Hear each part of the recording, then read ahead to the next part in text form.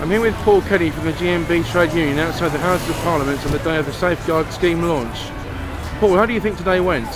I thought it went really well. I think that the turnout was fantastic. We had lots of people with lots of good stories to tell, or should say not very good stories to tell, but gave across the real flavour of what's going on in the security industry and the attacks on static guards and the sort of problems that we face. But what also came across absolutely loud and clear is everyone's determination to do something about it. We're no longer going to be the punch bag of society.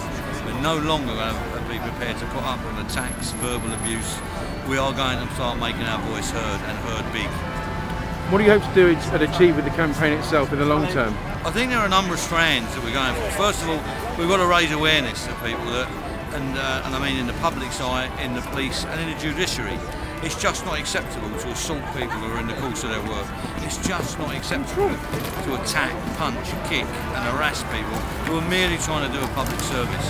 It wouldn't be tolerated anywhere else, it can't be tolerated here.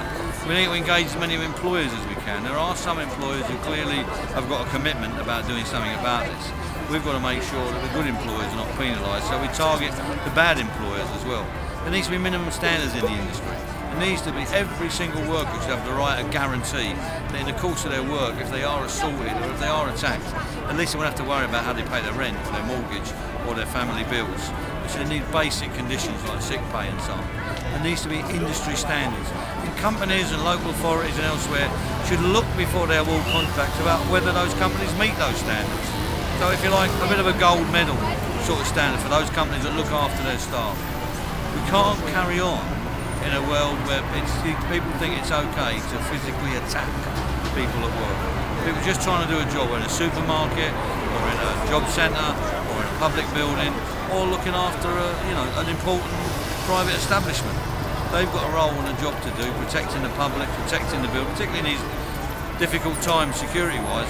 It ain't acceptable to be booted around and attacked and effectively put out of business as far as work's concerned on the basis of some criminal activity. It's unacceptable standards, zero tolerance. That's what we want. Thank you very much, Paul, and good luck with the campaign.